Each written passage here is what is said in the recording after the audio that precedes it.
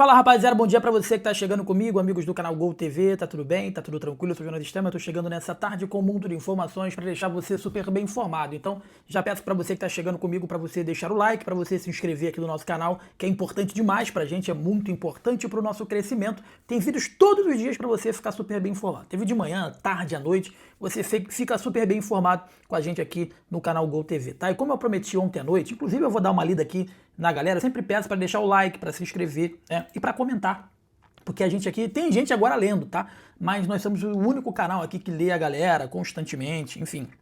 Como a gente está fazendo poucas lives, né?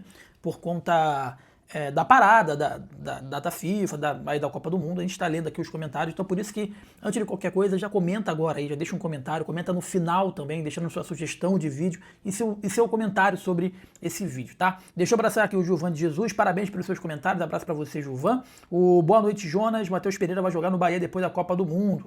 Abraço para você, Clenton Geraldo, tamo junto. Wilson Raimundo, reforçar com saída de 6 e entrada de 7. Entre os novos, um goleiro, 2 laterais, um de cada lado, um zagueiro, enfim. Né? O Jeremi, a verdade é que já está vendendo o Gabriel Xavier, mais uma saída, dinheiro pro bolso deles, mas chegando nada. O Belisário Guedes, Jonas, boa noite, o Grupo City já definiu o que quer do Bahia, realmente a longo prazo, os jogadores já sabem o que vão fazer, eles não entendem isso que você está falando. Veja o Alexandre, o Gianluca, do próprio Everton Ribeiro, não estão rendendo o que podem render. Veja o jogo que fizeram contra o Palmeiras, amassamos eles e logo depois começamos a cair na tabela. Abraço para você, irmão, tamo junto. Cara, o vídeo que eu vou trazer aqui hoje é uma amostra clara, assim, para vocês, do quanto o trabalho é mal feito, pô. Do quanto o trabalho é mal feito e como que cada um de vocês conseguiriam, vamos dizer assim, fazer um trabalho minimamente melhor. Evidentemente que a gente precisa colocar os pingos nos is, né?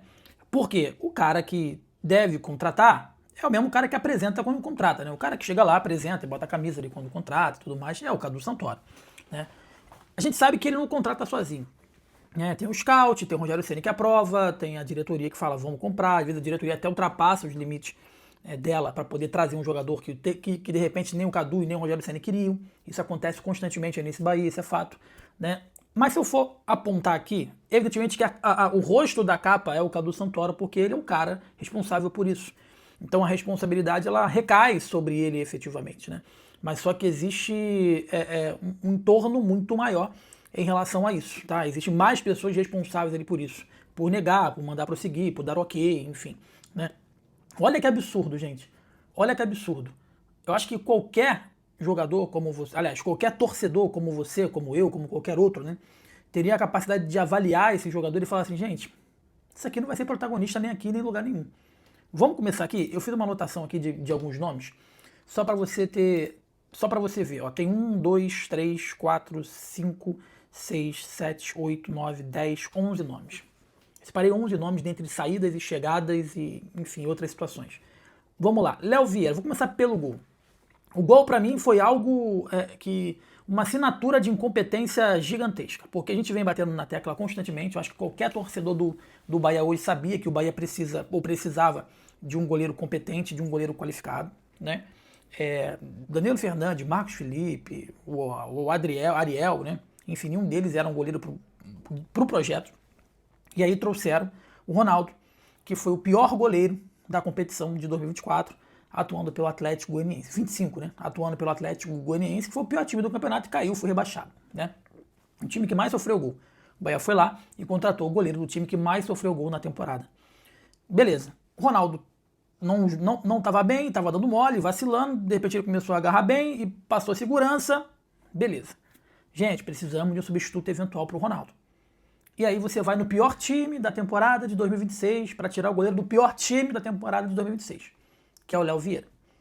No último dia da janela desse início do ano. No último dia da janela. Erro crasso.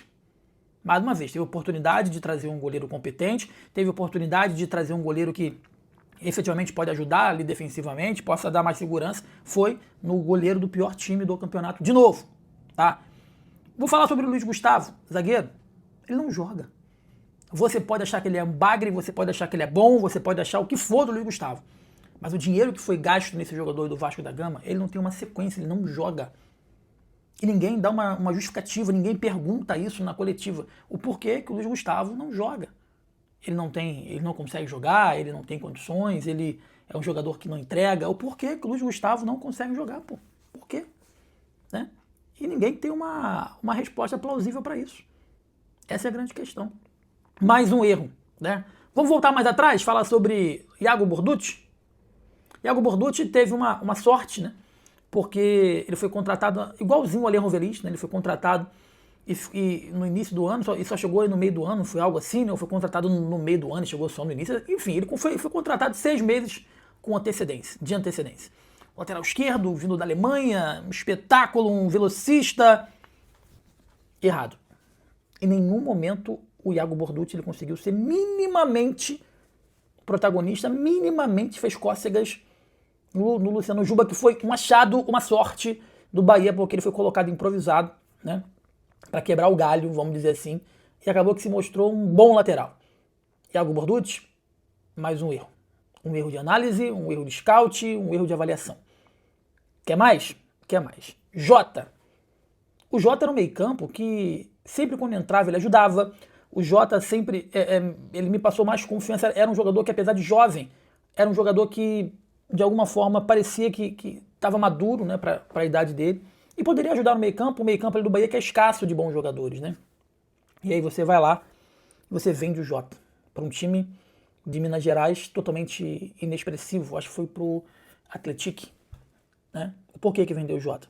Ninguém explicou. Estava mal fisicamente, tinha um problema físico. Por que o Jota ele foi vendido? Pô, ninguém sabe. Quer mais? Kiko Oliveira. Kiko Oliveira foi um jogador que eu fui muito criticado quando eu falei sobre essa contratação, porque eu falei que o Kiko queria jogar no Nacional.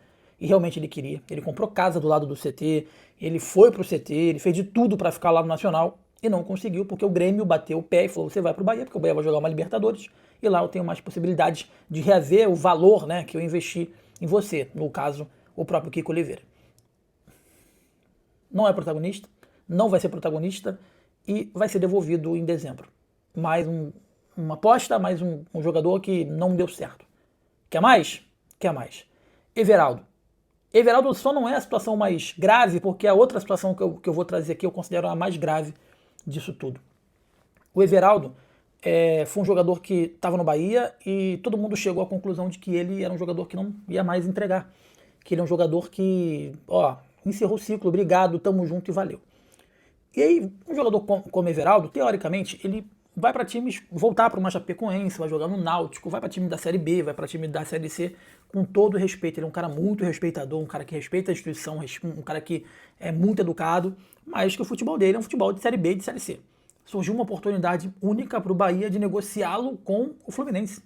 Inclusive, esse jogador teve a oportunidade de jogar a Copa do Mundo de Clubes, onde ele foi muito mal. Ele foi praticamente escorraçado pela torcida do Fluminense do Rio de Janeiro, né, porque era um atacante que não fazia gol, que se recusava a chutar.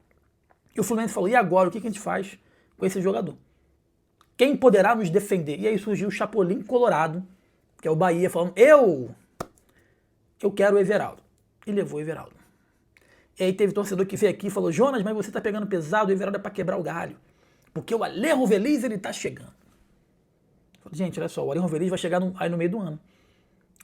A contratação para Libertadores e para a Copa do Brasil é o Everaldo, porque é ele que vai jogar, não vai ser o Ale Rovelist. Se por sorte o Bahia passar, o Ale Rovelist vai poder jogar, mas se não passar, o atacante da Libertadores é o Everaldo. E foi justamente o que aconteceu. O Ale Rovelist chega, deixando a equipe dele classificada, uma das melhores aí para as oitavas da Libertadores, vai jogar no Bahia que não está mais na Libertadores. Mas um erro grave de planejamento. O que falar do Michel Araújo? Um erro de planejamento. Um dinheiro gasto, uma compra. O São Paulo fez igual ao Fluminense. Falei, e agora, cara, o que eu faço com o Michel Araújo? O Fluminense se desfez pro São Paulo. O São Paulo falou, caramba, que bomba é essa agora, hein? Como é que eu faço? E surgiu novamente o Chapolin Colorado tricolor para falar, o Chapolin Colorado, não contavam com minhas astúcias? Sigo minhas mãos? Michel Araújo foi pro Bahia. Não obstante a isso, tinha um jogador do São Paulo que estava emprestado. E a cláusula contratual dizia que se ele jogasse um número de jogos ou minutagem, né, o Bahia seria obrigado a comprar o jogador por um valor extremamente relevante. E aí o seu treinador, Rogério Ceni, todos os jogos botava para jogar 45, meia hora, 35, 45. Eu era o único canal que eu falava, gente, ele vai bater a meta. Porque o Rogério Ceni tá fazendo um esforço danado para ele bater a meta. Rodrigo Nestor bateu a meta. E a partir do momento que ele bateu a meta, ele já não foi mais utilizado como antes. Ele em nenhum momento foi protagonista e o Bahia adquiriu 2 jogadores do São Paulo, Michel Araújo e o Rodrigo Nestor, que não agregam em nada. Que não agregam em nada. Não digo nem de ser protagonista, mas não agregam em nada no que tange a ajudar minimamente, né? E você olha para as tentativas, né? E aí, o único jogador que chegou muito perto de se transferir para o Bahia foi o Júnior Santos. E eu bati na tecla. Eu falei, Júnior Santos? O Júnior Santos não tem mais físico para poder jogar. O Júnior Santos, ele teve um espasmo de bom futebol naquele Botafogo, onde todo mundo jogou muita bola, mas ele não consegue performar. O Júnior Santos não consegue jogar no Atlético Mineiro. Ele é caríssimo. O Atlético quer se desfazer do Júnior Santos. E aí chegou o Chapolin Colorado de novo. Opa, eu quero o Júnior Santos. Não contavam com minhas astúcias. Só que o salário do Júnior Santos era altíssimo, quase 1.700.000 reais. E aí o Bahia falou, pá, por esse valor nem o Chapolin, né, vai dar jeito. O que eu quero falar com isso, meus amigos, é que para você ver que não é à toa que o projeto caminhou para trás, não é à toa que o Bahia tá do jeito que tá, não é à toa que essa pressão tá acontecendo, é porque existem muitos erros de planejamento, muitos erros de inserções dentro do mercado da bola, pois você pode apostar em jogadores, mas você precisa saber apostar também, não é sair apostando de qualquer jeito, né? Não é sair apostando de qualquer maneira. E o Bahia parece desesperado aí no mercado, o Bahia parece que vai para o mercado sem um mínimo de conhecimento para fazer alguns movimentos que sejam considerados minimamente adequados e que possam ajudar o time. E se eu parasse para poder citar mais, eu poderia falar o Roman Gomes, que é um jogador que veio como melhor lateral da equipe da Argentina dele, né? E se tornou o terceiro reserva, inclusive, para um volante que se tornou lateral. Se não bastasse o lateral esquerdo, aliás, um ponta que virou lateral esquerdo no caso do Juba, o Azevedo que virou lateral. E o lateral, que teoricamente é o melhor deles, né? O Roman, ele virou o terceiro reserva. Erro de planejamento. Dentre outras coisas que a gente pode citar aqui. Dentre outras coisas. Então, não é à toa que o Bahia está caminhando por esse lado. E quando eu digo que muitas coisas precisam mudar, eu não digo só a troca de comando do treinador. É a cabeça pensante. Porque não vai adiantar você trocar o treinador e o cara que está pensando, o cara que está desenvolvendo o trabalho, o cara que está planejando o trabalho, está fazendo um trabalho, como eu costumo falar, bunda de chuchu. Então a mudança ela tem que vir do alto da pirâmide e, consequentemente, ela vai refletir, né, em todas as esferas do Bahia. Então, assim, se você pensar, eu tenho certeza que você que está assistindo esse vídeo aqui nessa manhã, você vai ver aqui o seguinte, Jonas, você esqueceu de falar do fulano, você esqueceu de falar do ciclano, você esqueceu disso, daquilo. Esse aqui foi o que eu pensei agora. 1, 2, 3, 4, 5, 6, 7, 8, 9, 10 erros em uma só temporada. Ainda estamos na metade da temporada, tem 6 meses de campeonato ainda. É um perigo, é um perigo. Deixa o like aqui na Gol TV, inscreva-se que é importante demais pra gente, é muito importante pro crescimento aqui do nosso canal. Eu sou o Jonas Estevam, esse é o canal Gol TV, saudações, tamo junto, valeu.